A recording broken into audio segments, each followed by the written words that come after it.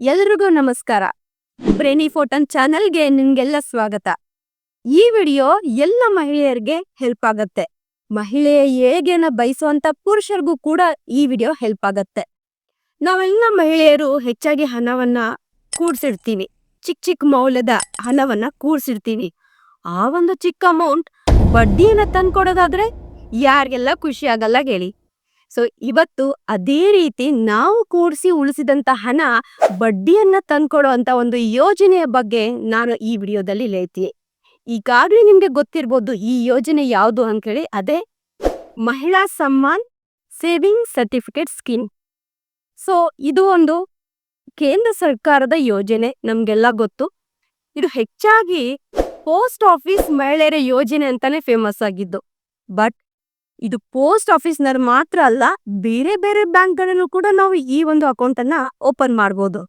ಯಾವ್ಯಾವ ಬ್ಯಾಂಕ್ ಅಲ್ಲಿ ನಾವು ಈ ಅಕೌಂಟ್ ಅನ್ನ ಓಪನ್ ಮಾಡ್ಬೋದಂತ ನಾನು ವಿಡಿಯೋದಲ್ಲಿ ಹೇಳ್ತಾ ಹೋಗ್ತೀನಿ. ವಿಡಿಯೋನ ತಪ್ಪದೆ ಕೊನೆವರೆಗೂ ನೋಡ್ತಾ ಹೋಗಿ.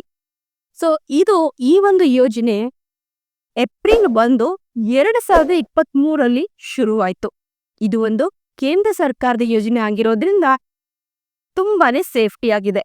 ಸೊ ಈ ವಿಡಿಯೋದಲ್ಲಿ ನಾವ್ ಏನೇನ್ ಗಮನಿಸ್ತಾ ಹೋಗ್ತೀವಿ ಅಂತಂದ್ರೆ, ಇದನ್ನ ಯಾರು ಮಾಡ್ಬೋದು, ಎಷ್ಟು ಹಣವನ್ನ ಹೂಡಿಕೆ ಮಾಡ್ಬೋದು, ಇದರದೊಂದು ಮ್ಯಾಚುರಿಟಿ ಪೀರಿಯಡ್ ಯಾವಾಗ, ಇನ್ ಕೇಸ್ ಎಮರ್ಜೆನ್ಸಿ ಇದ್ರೆ ಪ್ರೀ ಮ್ಯಾಚೂರ್ ಕ್ಲೋಸರ್ ಅಪ್ಲೈ ಆಗತ್ತಾ, ಇದಕ್ಕೇನಾದ್ರೂ ಟ್ಯಾಕ್ಸ್ ಇದೆಯಾ, ಇದಕ್ಕೇನಾದ್ರೂ ಟ್ಯಾಕ್ಸ್ ಬೆನಿಫಿಟ್ಸ್ ಇದೆಯಾ, ಈ ಒಂದು ಅಕೌಂಟ್ ಅನ್ನ ಓಪನ್ ಮಾಡಬೇಕು ಅಂತಂದ್ರೆ ಯಾವ್ಯಾವ ಸರ್ಟಿಫಿಕೇಟ್ಸ್ ಬೇಕಾಗತ್ತೆ, ಅಂದ್ರೆ ಯಾವ್ಯಾವ ಡಾಕ್ಯುಮೆಂಟ್ಸ್ ಬೇಕಾಗತ್ತೆ ಅನ್ನೋದನ್ನ ಕೂಡ ಈ ವಿಡಿಯೋದಲ್ಲಿ ನಾವು ನೋಡ್ತಾ ಹೋಗ್ತೀವಿ.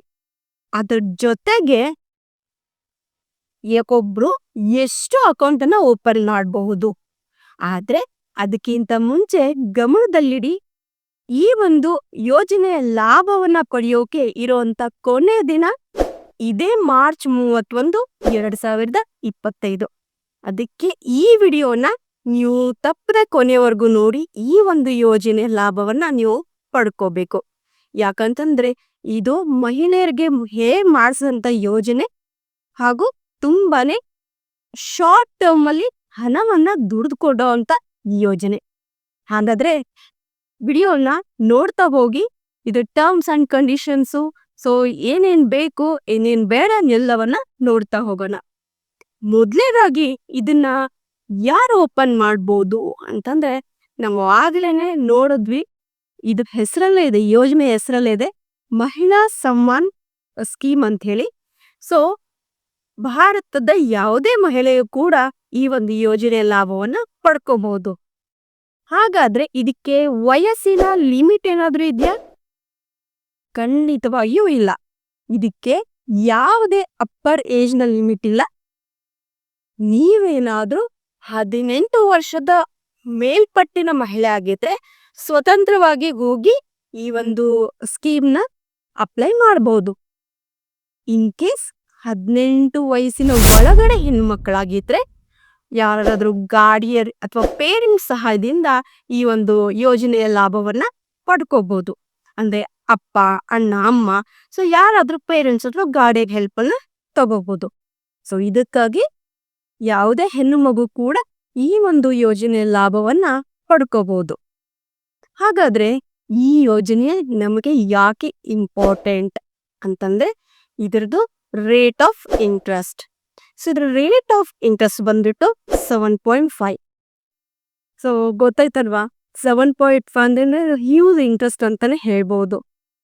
ಸೊ ಯೂಸಲಿ ಬ್ಯಾಂಕ್ಗಳಲ್ಲಿ ನಮಗೆ 6.5, 7, ಮ್ಯಾಕ್ಸಿಮಮ್ 7 ಬರ್ಬೋದು. ಸೊ ಇದು 7.5 ಅಂದ್ರೆ ಇವಾಗ ನಾವು ಮ್ಯಾಕ್ಸಿಮಮ್ ಅಮೌಂಟನ್ನೇ ತಗೊಳ್ಳೋಣ, 2 ಲಕ್ಷ. ಸೊ 2 ಲಕ್ಷವನ್ನು ನಾನು ಹೂಡಿಕೆ ಮಾಡಿದ್ರೆ ನನಗೆ 2 ವರ್ಷದ ನಂತರ ಬರೋವಂತ ಒಟ್ಟು ಬಡ್ಡಿ 32,044 ರೂಪಾಯಿಗಳು. ಸೊ ಹಾಗಾದ್ರೆ ನಮ್ಗೆಲ್ಲ ಒಂದು ಪ್ರಶ್ನೆ ತಲೆಯಲ್ಲಿ ಓಡತ್ತೆ, ಎಷ್ಟು ಅಮೌಂಟ್ ಅನ್ನ ನಾನು ಇದ್ರಲ್ಲಿ ಇನ್ವೆಸ್ಟ್ ಮಾಡಬಹುದು ಅಂತ. ಎಷ್ಟು ಅಮೌಂಟ್ ಅಂದ್ರೆ ಮಿನಿಮಮ್ 1000, ಮ್ಯಾಕ್ಸಿಮಮ್ 2 ಲಕ್ಷ. ಸೊ 2 ಲಕ್ಷದ ಆದ್ಮೇಲೆ ನಾನು ಇನ್ವೆಸ್ಟ್ ಮಾಡಕ್ ಆಗಲ್ಲ. ಆದ್ರೆ ಒಂದ್ ನೆನ್ಪಿಟ್ಕೊಡಿ, ನೀವು ಹಣವನ್ನ ಇನ್ವೆಸ್ಟ್ ಮಾಡ್ತಿರಲ್ವಾ, so it should be a multiple of 100. ಅಂದ್ರೆ 1100, 50,000, 50,500 ಈ ತರದ್ದು ಮಲ್ಟಿಪಲ್ ಆಫ್ 100 ದುಡ್ಡನ್ನು ಮಾತ್ರ ನಾವು ಇನ್ವೆಸ್ಟ್ಮೆಂಟ್ ಮಾಡೋಕ್ಕೆ ಸಾಧ್ಯ ಆಗತ್ತೆ. ಇಲ್ಲಿ ಇನ್ನೊಂದು ನಮ್ಗೆ ಮೇಜರ್ ಪ್ರಶ್ನೆ ಬರುತ್ತೆ, ಏನಂತಂದ್ರೆ ನಾನು ಮಲ್ಟಿಪಲ್ ಅಕೌಂಟ್ಸ್ ಅನ್ನ ಓಪನ್ ಮಾಡಬಹುದಾ ಅಂತ. ಖಂಡಿತವಾಗೂ ಮಲ್ಟಿಪಲ್ ಅಕೌಂಟ್ಸ್ ಅನ್ನು ಓಪನ್ ಮಾಡಕ್ಕೆ ಸಾಧ್ಯ ಇಲ್ಲ. ಸೊ ಒಬ್ರು ಒಂದೇ ಅಕೌಂಟ್ ಅನ್ನ ಮಾತ್ರ ಓಪನ್ ಮಾಡಕ್ಕೆ ಸಾಧ್ಯ ಆಗತ್ತೆ. ಸೊ ಇನ್ನು ಒಂದು ಪ್ರಶ್ನೆ ಏನಂತಂದ್ರೆ, ನನ್ನ ಹತ್ರ ಇವಾಗ ದುಡ್ಡು ಕಮ್ಮಿ ಇದೆ, ನಾನು ಒಂದು ಎಕ್ಸಾಂಪಲ್ ತಗೊಳ್ಳೋಣ, 50,000 ಮಾತ್ರ ನಾನು ಇನ್ವೆಸ್ಟ್ ಮಾಡಿದೆ. ಬಟ್ ನನಗೆ ಆಮೇಲೆ ಸ್ವಲ್ಪ ದುಡ್ಡು ಬರುತ್ತೆ, ನಾನು ಅಮೌಂಟನ್ನು ಇನ್ಕ್ರೀಸ್ ಮಾಡಬಹುದಾ? ನೀವು ಇನ್ಕ್ರೀಸ್ ಮಾಡಬಹುದಾಗಿತ್ತು. ಅದನ್ನ ನಾವು ಸ್ಟಾರ್ಟಿಂಗ್ನಲ್ಲೇ, ಅಂದ್ರೆ ಯಾವಾಗ ಏಪ್ರಿಲ್ 1, 2023 ಈ ಯೋಜನೆಯನ್ನ ಏನು ಶುರು ಮಾಡಿದ್ರು, ಆ ಹತ್ತಿರದಲ್ಲಿ ನಾವೇನಾದ್ರೂ ಅಮೌಂಟನ್ನು ಇನ್ವೆಸ್ಟ್ ಮಾಡಿದ್ರೆ 3 ತಿಂಗಳು ಗ್ಯಾಪ್ ಇಟ್ಕೊಂಡು ನಾವು ಅಮೌಂಟನ್ನು ಇನ್ಕ್ರೀಸ್ ಮಾಡಬಹುದಾಗಿತ್ತು. ಬಟ್ ಇವಾಗ ಗಮನದಲ್ಲಿಟ್ಕೊಳ್ಳಿ, ಕೊನೆಯ ದಿನಾಂಕ ಮಾರ್ಚ್ 31, 2025 ಆಗಿರೋದ್ರಿಂದ ನಮಗೆ ಅಮೌಂಟನ್ನು ಇನ್ಕ್ರೀಸ್ ಮಾಡೋಕ್ಕೆ ಸಾಧ್ಯ ಆಗಲ್ಲ. ಅದಕ್ಕಾಗಿ ನೀವೇನಾದ್ರೂ ಈ ಒಂದು ಸ್ಕೀಮ್ನಲ್ಲಿ ಹಣವನ್ನ ಹೂಡಿಕೆ ಮಾಡಬೇಕು ಅಂತಂದ್ರೆ ಎಷ್ಟು ಅಮೌಂಟ್ ಸಾಧ್ಯನೋ, ಅಂದ್ರೆ 2 ಲಕ್ಷದವರೆಗೂ ಎಷ್ಟು ಅಮೌಂಟ್ ಸಾಧ್ಯನೋ ಅಷ್ಟನ್ನ ಒಟ್ಟಿಗೆನೆ ಇನ್ವೆಸ್ಟ್ ಮಾಡಿಬಿಡಿ. ಇನ್ನೊಂದು, ಈ ಯೋಜನೆ ತುಂಬಾ ಇಂಪಾರ್ಟೆಂಟ್ ಅಂತ ಹೇಳ್ತೀವಿ. ಯಾಕೆ ಈ ಯೋಜನೆ ಇಂಪಾರ್ಟೆಂಟ್ ಅಂದ್ರೆ ಇದರದ್ದು ಮ್ಯಾಚ್ಯೂರಿಟಿ ಪೀರಿಯಡ್. ಸೊ ಯೂಶಲಿ ಬ್ಯಾಂಕ್ಗಳಲ್ಲಿ, ಬೇರೆ ಬ್ಯಾಂಕ್ಗಳಲ್ಲಿ ನಾವೇನಾದ್ರೂ ಹಣವನ್ನು ಹೂಡಿಕೆ ಮಾಡಿದಾಗ ಅದ್ರ ಮ್ಯಾಚ್ಯೂರಿಟಿ ಪೀರಿಯಡ್ ಇರುತ್ತೆ, ಸ್ವಲ್ಪ ಜಾಸ್ತಿ ಇರತ್ತೆ. ಆದ್ರೆ ಕೇಂದ್ರ ಸರ್ಕಾರ ಮಹಿಳೆಯರಿಗೆ ಅನುಕೂಲ ಆಗಲಿ ಅಂತ ಹೇಳಿ ಮ್ಯಾಚ್ಯೂರಿಟಿ ಪೀರಿಯಡ್ ಅನ್ನ ತುಂಬಾನೇ ಕಮ್ಮಿ ಇಟ್ಟಿದೆ, ಅಂದ್ರೆ ಶಾರ್ಟ್ ಟರ್ಮ್ 2 ವರ್ಷ ಇದ್ರದ್ದು ಮ್ಯಾಚ್ಯೂರಿಟಿ ಪೀರಿಯಡ್ ಆಗಿರತ್ತೆ. ಸೊ 2 ವರ್ಷ ಆದ್ಮೇಲೆ ನೀವು ಆ ಅಮೌಂಟ್ ಅನ್ನ ನಿಮ್ಮ ಪ್ರಿನ್ಸಿಪಲ್ ಅಮೌಂಟ್ ಜೊತೆಗೆ ಒಟ್ಟಾರೆಯಾಗಿ ತಗೋಬಹುದು. ಅಂದ್ರೆ ನಾನು ಮ್ಯಾಕ್ಸಿಮಮ್ 2 ಲಕ್ಷನ ಇನ್ವೆಸ್ಟ್ಮೆಂಟ್ ಮಾಡಿದ್ರೆ ಅದ್ರ ಜೊತೆಗೆ 32,044 ರೂಪಾಯಿನ ಒಟ್ಟಿಗೆ ತಗೋಬಹುದು. ಸೊ ಇಲ್ಲಿ ಇನ್ನೊಂದು ಪ್ರಶ್ನೆ ಬರುತ್ತೆ ನಮ್ಗೆಲ್ಲ, ಏನಂತಂದ್ರೆ ಇದಕ್ಕೇನಾದ್ರೂ ಟ್ಯಾಕ್ಸ್ ಕಟ್ ಆಗತ್ತಾ ನಾವು ದುಡ್ಡನ್ನ ವಿತ್ಡ್ರಾ ಮಾಡ್ಕೋಬೇಕಾದ್ರೆ? ಖಂಡಿತವಾಗಿಯೂ ಇಲ್ಲ. ನಾವು ಎಷ್ಟು ಅಮೌಂಟ್ ಅನ್ನ ಇನ್ವೆಸ್ಟ್ ಮಾಡಿರ್ತೀವೋ ಅದರ ಬಡ್ಡಿ ಜೊತೆಗೆ 1 ರೂಪಾಯಿ ಕೂಡ ಟ್ಯಾಕ್ಸ್ ಕಟ್ ಆಗದೆ ಎಲ್ಲ ಅಮೌಂಟ್ ಅನ್ನ ನಾವು ವಿತ್ಡ್ರಾ ಮಾಡ್ಕೋಬಹುದು.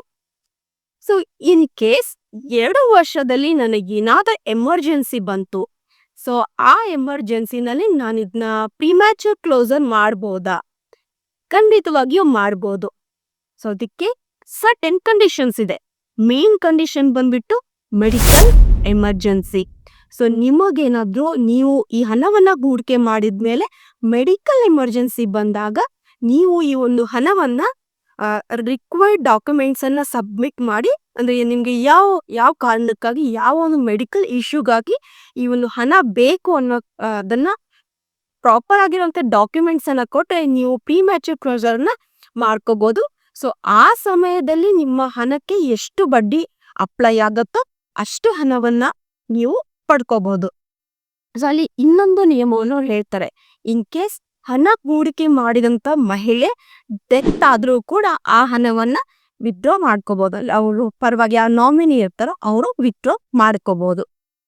ಹಾಗಾದ್ರೆ ಇದಕ್ಕೆ ಯಾವ ಯಾವ ಡಾಕ್ಯುಮೆಂಟ್ಸ್ಗಳು ಬೇಕು ಅಂತಂದ್ರೆ ತುಂಬಾ ಸಿಂಪಲ್ ಆಗಿರುವಂತ ಡಾಕ್ಯುಮೆಂಟ್ಸ್. ಅಂದ್ರೆ ಜನರಲ್ ಆಗಿ ನಾವು ಒಂದು ಬ್ಯಾಂಕ್ನ ಅಕೌಂಟ್, ಅಂದ್ರೆ ಬ್ಯಾಂಕ್ ನಲ್ಲಿ ಅಕೌಂಟ್ ಅನ್ನ ಓಪನ್ ಮಾಡ್ಬೇಕಾದ್ರೆ ಯಾವ್ಯಾವ ಡಾಕ್ಯುಮೆಂಟ್ಸ್ ಅನ್ನ ಕೊಡ್ತೀವಿ, ಅದೇ ಜನರಲ್ ಆಗಿರುವಂತ ಡಾಕ್ಯುಮೆಂಟ್ಸ್. ನಿಮ್ಮ ಬರ್ತ್ ಸರ್ಟಿಫಿಕೇಟ್ ಅಂದ್ರೆ ಏಜ್ ಪ್ರೂಫ್ಗಾಗಿ 2 ಪಾಸ್ಪೋರ್ಟ್ ಸೈಜ್ ಫೋಟೋಗಳು, ಆಧಾರ್ ಕಾರ್ಡ್, ಪ್ಯಾನ್ ಕಾರ್ಡ್ ಮತ್ತೆ ಅಡ್ರೆಸ್ ಪ್ರೂಫ್ಗಾಗಿ ಪಾಸ್ಪೋರ್ಟ್, ಡ್ರೈವಿಂಗ್ ಲೈಸೆನ್ಸ್ ಅಥವಾ ರೇಷನ್ ಕಾರ್ಡ್ ಅನ್ನು ಕೂಡ ನೀವು ಬಳಸಿ ಈ ಒಂದು ಸ್ಕೀಮ್ ನ ಅಪ್ಲೈ ಮಾಡಬಹುದು. ಇನ್ನೂ ಒಂದು ಪ್ರಶ್ನೆ, ಇದು ಕೇವಲ ವರ್ಕಿಂಗ್ ವುಮೆನ್ಸ್ಗಾಗಿ. ಸೊ ವರ್ಕಿಂಗ್ ವುಮೆನ್ ಏನಾದ್ರೂ ಇದರಲ್ಲಿ ಟ್ಯಾಕ್ಸ್ ಬೆನಿಫಿಟ್ ಅನ್ನ ಪಡ್ಕೋಬಹುದಾ ಅಂತ. ಇದರಲ್ಲಿ ಯಾವುದೇ ರೀತಿಯಾದಂತ ಟ್ಯಾಕ್ಸ್ ಬೆನಿಫಿಟ್ ಸಿಗಲ್ಲ. ಸೊ ಅದಕ್ಕಾಗಿ ಇದು ಟ್ಯಾಕ್ಸ್ ಬೆನಿಫಿಟ್ ಏನಾದ್ರು ತಗೊಳಕ್ಕೆ ನೀವು ಈ ಯೋಜನೆಯನ್ನ ಅಪ್ಲೈ ಮಾಡ್ತಿದ್ರೆ ಅದು ಸಾಧ್ಯ ಇಲ್ಲ. ಸೊ ನಾನು ಆಲ್ರೆಡಿ ಹೇಳಿದೆ ನಿಮ್ಗೆ, ಆ, ಈ ಒಂದು ಪೋಸ್ಟ್ ಆಫೀಸ್ ಯೋಜನೆ ಅಂತ ಇದು ತುಂಬಾ ಹೆಸರುವಾಸಿ. ಪೋಸ್ಟ್ ಆಫೀಸನ್ನ ಬಿಟ್ಟು ಕೂಡ ನಾವು ಬೇರೆ ಬೇರೆ ಬ್ಯಾಂಕ್ನಲ್ಲಿ ಈ ಒಂದು ಯೋಜನೆಯ ಲಾಭವನ್ನ ಪಡ್ಕೋಬಹುದು. ಅದು ಕೆಲವೊಂದಿಷ್ಟು ರಾಷ್ಟ್ರೀಕೃತ ಬ್ಯಾಂಕ್ಗಳು. ಸೊ ಯಾವ್ಯಾವುದು ಆ ರಾಷ್ಟ್ರೀಕೃತ ಬ್ಯಾಂಕ್ಗಳು ಅಂತಂದ್ರೆ bank of Baroda, Canara bank, bank of India, Punjab national bank, Indian bank, union bank of India. So ಇದಿಷ್ಟು ರಾಷ್ಟ್ರೀಕೃತ ಬ್ಯಾಂಕ್ಗಳಲ್ಲಿ ನಾವು ಈ ಯೋಜನೆಯನ್ನ ಅಪ್ಲೈ ಮಾಡಬಹುದು. ಸೊ ಇದಲ್ಲೇ ನಮ್ಗೆ ಕೆಲವೊಂದಿಷ್ಟು ಪ್ರೈವೇಟ್ ಬ್ಯಾಂಕ್ಗಳು ಕೂಡ ಈ ಯೋಜನೆಯನ್ನ ಕೊಡ್ತಾ ಇದ್ದಾವೆ. ಸೊ ಯಾವ್ದು ಆ ಪ್ರೈವೇಟ್ ಬ್ಯಾಂಕ್ಗಳು ಅಂತಂದ್ರೆ ICICI bank, Axis bank, HDFC bank ಹಾಗೂ IDBI ಬ್ಯಾಂಕ್. ಮತ್ತೆ ಇನ್ಯಾಕ್ ತಡ, ಈಗ್ಲೇನೆ ಹೋಗಿ ಈ ಒಂದು ಯೋಜನೆಗೆ ಅಪ್ಲೈ ಮಾಡಿ. ಯಾಕಂತಂದ್ರೆ ಅವ್ರು ಮೊದಲು ಹೇಳದೆ ಇವಾಗ್ಲೂ ಹೇಳ್ತಿದ್ದೀನಿ, ಇದರ ಒಂದು ಕೊನೆಯ ದಿನಾಂಕ ಇದೇ ಮಾರ್ಚ್ 31, 2025 ಆಗಿರತ್ತೆ. ಸೊ ಈ ಒಂದು ಮಹಿಳಾ ಸಮ್ಮಾನ್ ಸೇವಿಂಗ್ ಸರ್ಟಿಫಿಕೇಟ್ ಸ್ಕೀಮ್ನ ಡೀಟೇಲ್ಸ್ ಅನ್ನ ನಾನು ಈ ವಿಡಿಯೋದಲ್ಲಿ ಆದಷ್ಟು ಶಾರ್ಟ್ ಆಗಿ ಕೊಟ್ಟಿದ್ದೀನಿ. ನಿಮಗೇನಾದ್ರೂ ಇನ್ನೂ ಇನ್ಫಾರ್ಮೇಶನ್ ಬೇಕು ಅಂತಂದ್ರೆ ಕಮೆಂಟ್ ತಿಳಿಸಿ. ಇಲ್ಲಿವರೆಗೂ ಈ ಒಂದು ಯೋಜನೆ ಲಾಭವನ್ನ ಯಾರ್ಯಾರು ಪಡ್ಕೊಂಡಿದ್ದೀರಿ ಅವರು ಕೂಡ ಕಮೆಂಟ್ ಅಂತ ತಿಳಿಸಿ. ಇನ್ನೂ ಕೂಡ ಈ ಯೋಜನೆ ಲಾಭವನ್ನ ಪಡ್ಕೊಡಕ್ಕೆ ಯಾರ್ಯಾರು ಅಪ್ಲೈ ಮಾಡಿವೋ ಬೇಗನೆ ಹೋಗಿ ನಿಮ್ಮ ಹತ್ತಿರದ ಬ್ಯಾಂಕ್ಗಳಲ್ಲಿ ಅಥವಾ ಪೋಸ್ಟ್ ಆಫೀಸ್ನಲ್ಲಿ ಈ ಯೋಜನೆಯ ಲಾಭವನ್ನ ಪಡ್ಕೊಳ್ಳಿ. ವಿಡಿಯೋನ ನೋಡಿದ್ದಕ್ಕಾಗಿ ಧನ್ಯವಾದಗಳು. ಇದೇ ರೀತಿ ಸಪೋರ್ಟ್ ಮಾಡ್ತಾ ಇರಿ. Thank you. ನಮಸ್ತೆ.